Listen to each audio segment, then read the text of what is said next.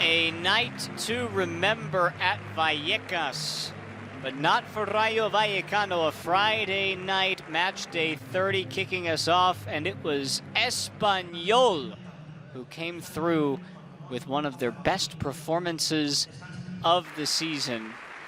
This club had won just one game away from home all season long. It had come back in February, and now, without a doubt, it didn't get much better than this.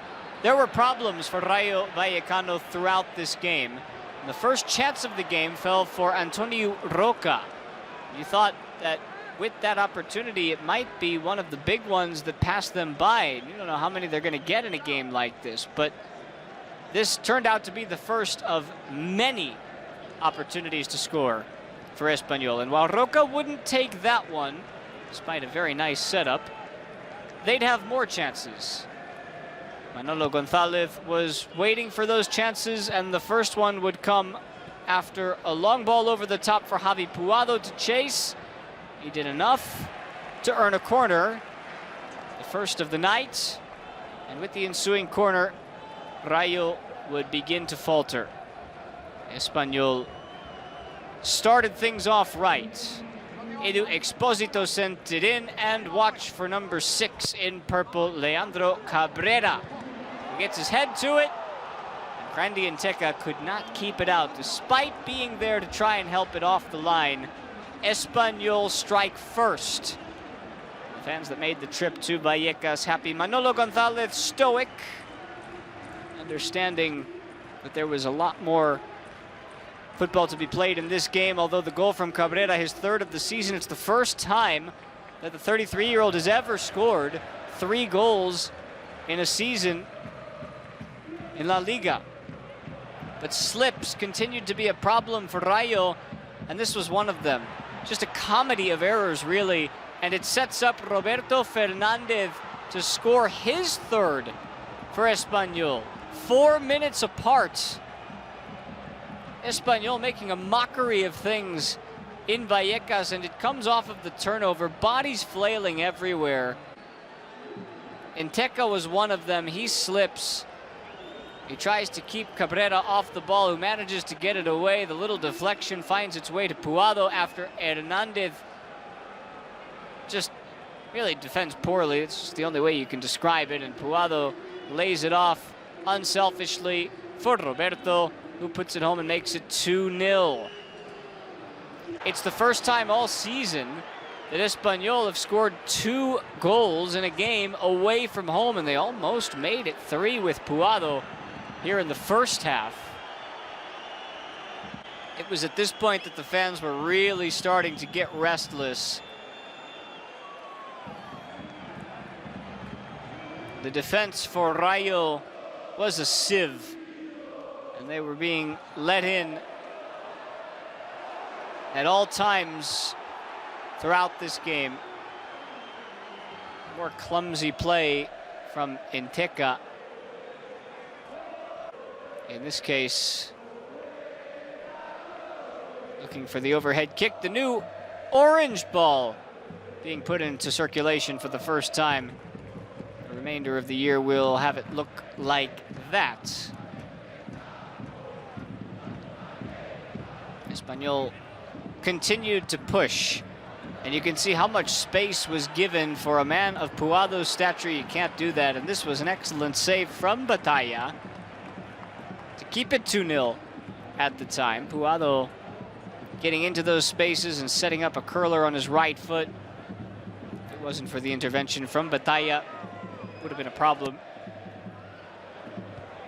Corner came, and a punch from Batalla caused problems.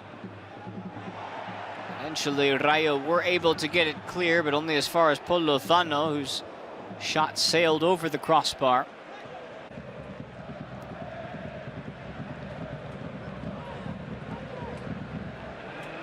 There was nothing certain for Rayo in this game. Inigo Perez watching one of the worst halves of football his team has played all year, and there was another Batalla save in there. Again, this is all just to keep it 2-0. Really, we could have seen Espanyol scoring a few more than that.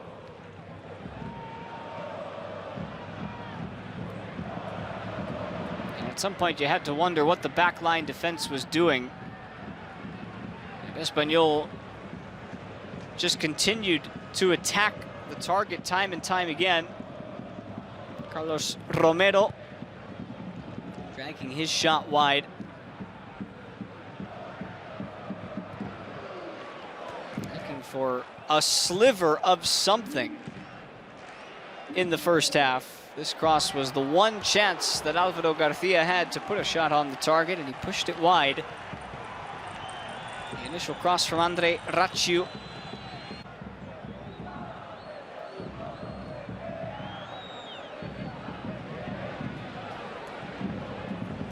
Also seemed like a lot of the bounces just went Espanyol's way, although you gotta love that pass from Roca, and if it wasn't for Fernandez's heavy touch, it's another chance to make it 3. These intuitive passes, really it was Espanyol's genius combined with Rayo's very poor defensive output. Second half action we go, and Isi Palathon came on to try and change the game. He did that. Espanyol were struggling the first 10 minutes or so. Rayo started to get the crowd back into it, and with just a 2-goal deficit, they had to believe that there was a chance they could make something of this contest. And they weren't going to go down without a fight. Pedro Diaz was a big part of facilitating proceedings. Isi helping in the setup. This was the first intervention from Joan Garcia, one of the best keepers in LaLiga EA Sports, and he shows you why. Jorge de Frutos had his shot denied by a beautiful Garcia hand. Just sticking his hand out in the right spot. It's a reaction save at close range. De Frutos trying to get his side energized. Another half chance came when De Frutos made a run into the box, and Rayo took corners out of it. Couldn't really generate anything from these corners. And ultimately, you have to give credit to Espanyol for the defensive performance that they put in. Haven't posted a ton of clean sheets tonight. This was a Diaz opportunity. He had scored from that spot the week before. Right about there. It would continue for Rayo. Diaz's cross just beyond the reach of De Frutos. All of these with a 2-goal deficit meant that any one of these go in, we're talking about game on.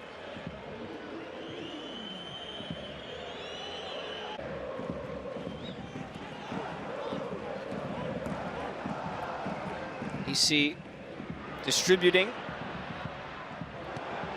It was a decent effort too from Unai Lopez. He can hit them from deep. We hadn't called Joan Garcia's name much in the first half. The second half, he began to showcase his talent.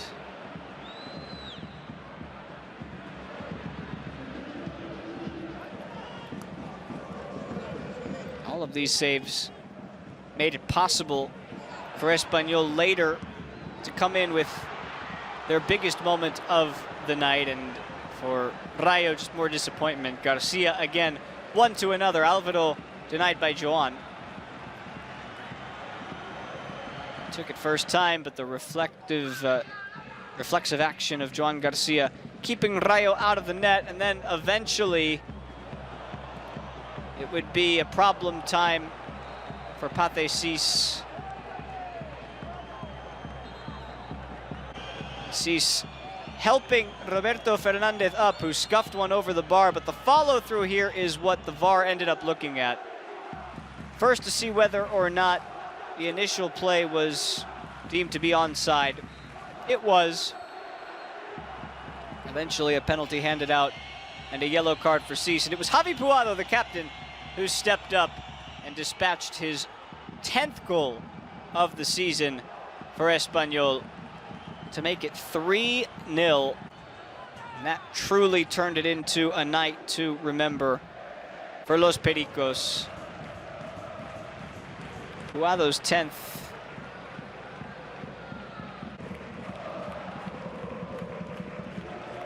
And at this point, Rayo were fully out of the game, and Espanyol, well, they decided that all they wanted was the clean sheet. Pache Espino almost gave us a goal to remember in garbage time with a shot that did dip quite a ways.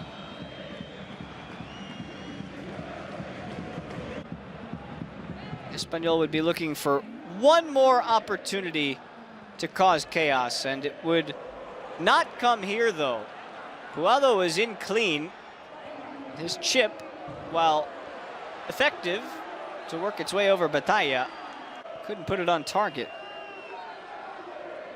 So that one was nearly the 4th for Espanyol.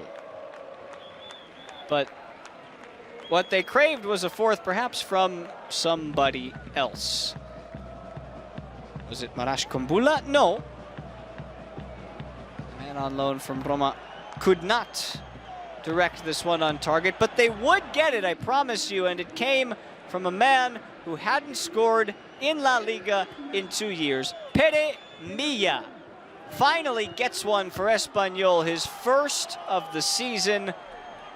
Scored a handful of goals last year in the 2nd tier for Espanyol, part of the reason why they made their way through into La Liga EA Sports. Alvaro Aguado with the cutback assist. Confidence from Milla, and a 4-goal night for Espanyol. One of the nights of their season. 3 points and 5 points clear of the drop zone after the performance. They win it by a count of 4-0.